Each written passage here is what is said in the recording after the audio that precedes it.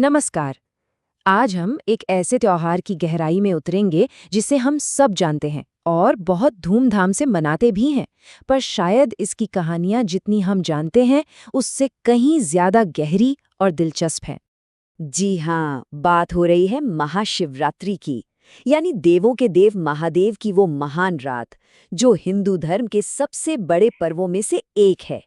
अब देखिए, जब भी महाशिवरात्रि का नाम आता है तो सबसे पहले मन में क्या आता है? यही ना कि ये भगवान शिव और माता पार्वती के दिव्य विवाह का उत्सव है। वो रात जब पूरा ब्रह्मांड जश्न में डूबा था। पर सवाल ये है कि क्या कहानी बस इतनी ही है? क्या ये सिर्फ दो दिव्य शक्तियों के मिलन का दिन है, या इस पवित्र रात के पीछे कुछ और भी गहरे मतलब छुपे हैं? असल में ये जो दिव्य विवाह है ना, ये तो एक बहुत बड़ी एक कॉस्मिक कहानी का सिर्फ एक हिस्सा है। तो चलिए आज इसी कहानी की अलग अलग परतों को खोलकर देखते हैं।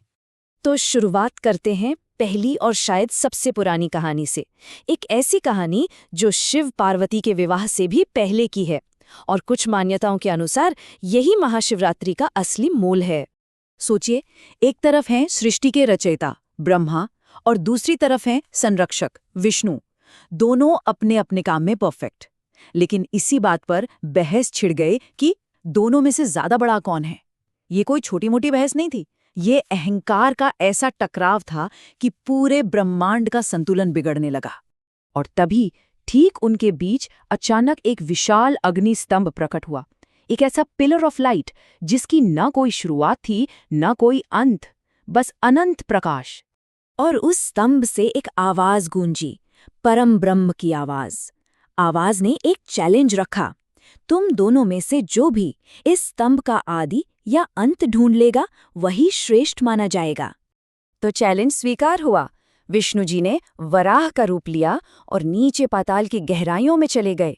ब्रह्मा जी हंस बने और ऊपर आसमान की ओर उड़ चले। विष्णु जी बहुत कोशिश के बाद लौट आए और उन्होंने ईमानदारी से अपनी हार मान ली। लेकिन ब्रह्मा जी वो अंत तो नहीं ढूंढ पाए, पर उन्होंने लौटकर झूठ बोल दिया, और इस झूठ में उनका साथ दिया केतकी के फूल ने। बस इसी छल से वो अग्निस्तंभ फट पड़ा और उसमें से प्रकट हुए महादेव शिव। वो इस झूठ से इतने क्रोधित हुए कि उन्होंने ब्रह्मा को श्राप दिया कि उनकी पूजा कभी नहीं होगी, और केतकी के फूल को भी अपनी पूजा से वर्जित कर दिया।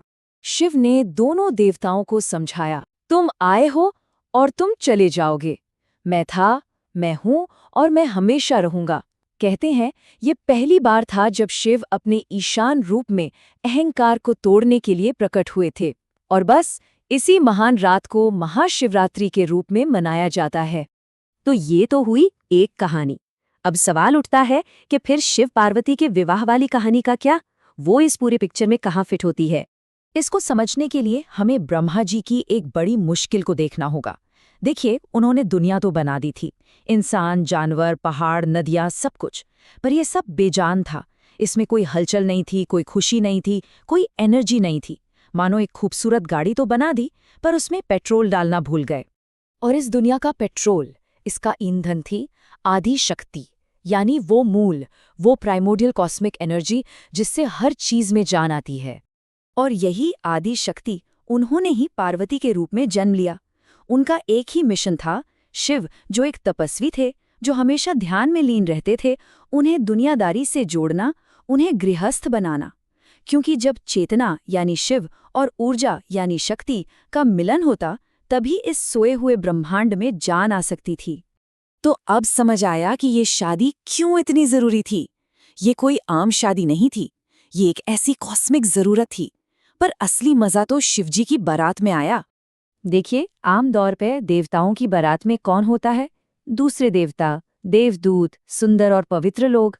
लेकिन शिव की बारात, अरे उनकी बारात में देवताओं के साथ साथ भूत, प्रेत, पिशाच, राक्षस, हर वो जीव था जिसे समाज ने, दुनिया ने आउटकास्ट कर दिया था, डरावना माना था। शिव के लिए सब बराबर थे। और खुद दूल्हे राजा का रूप तो देखिए, उनके गणों ने उन्हें तैयार किया था। मुकुट, उनकी अपनी जटाएं, सेहरा वो भी सांपों का, गले में हार की जगह पंचमुखी नाग, और पूरे शरीर पर शमशान की राख। इस भयंकर दूल्हे को देखकर पार्वती जी की मां तो डर के मारे बेहोश ही हो गई थी। ये किस्सा शिव की समावेशिता और करुणा को दिखाता है, पर उनकी कृपा कितनी गहरी है इसका अंदाजा अगली कहानी से लगता है। एक ऐसी कहानी जो बताती है कि महादेव की कृपा अनजाने में भी मिल सकती है। ये कहानी है चित्रभानु नाम के एक शिकारी की। वो कोई भक्त नहीं था, उसे पूजा पाठ में कोई विश्वास नहीं था। किस्सा कुछ यूं है कि शिवरात्रि की रात किस्मत ने उससे अनजाने में ही शिव की पूरी पूजा करवा ली। कैसे? अच्छा, उसे साहूकारों ने पकड़ लिया था तो उसे खाना नहीं मिला, हो गया उपवास। वो किसी तरह भागकर शिकार के लिए एक बेल के पेड़ पर चढ़ गया। रात भर जागना पड़ा तो हो गया जागरण, और नींद ना आए इसके लिए वो एक एक करके बेलपत्र तोड़कर नीचे फेंकता रहा। और संयोग से ठीक पेड़ के नीचे एक शिवलिंग था, तो हो गई बेलपत्र की भेंट भी। उसे खुद नहीं पता था कि उसने क्या किया है, लेकिन जब उसकी मृत्यु हुई तो यमदूत नहीं, शिवगण उसे लेने आए। उसे मोक्ष मिला। क्यों? उसके इरादे के लिए नहीं, बल्कि उसके अनजाने में किए गए कामों के लिए, जो उस पवित्र रात में हुए थे। ये है शिव की कृपा, जो कोई शर्त नहीं देखती। तो अगर हम इन सारी कहानियों को जोड़कर देखें तो महाशिवरात्रि का मतलब सिर्फ शिव पार्वती का विवाह नहीं रह जाता। ये तो अहंकार पर चेतना की जीत का उत्सव है। ये चेतना और ऊर्जा के मिलन से बने ब्रह्मांडीय संतुलन का उत्सव है। ये इस बात का उत्सव है कि ईश्वर की नज़र में कोई छोटा बड़ा, अच्छा बुरा नहीं होता। और सबसे बढ़कर ये उस असीम कृपा का उत्सव है जो बिना मांगे, बिना जाने भी मिल सकती है। तो अगली बार जब कोई त्योहार आए तो शायद ये सोचने वाली बात है कि जो कहानी हम जानते हैं, क्या बस उतनी है, या हमारी परंपराओं में ऐसी ही कई गहरी कहानियां छिपी हैं जो बस खोजे जाने का इंतजार कर रही हैं।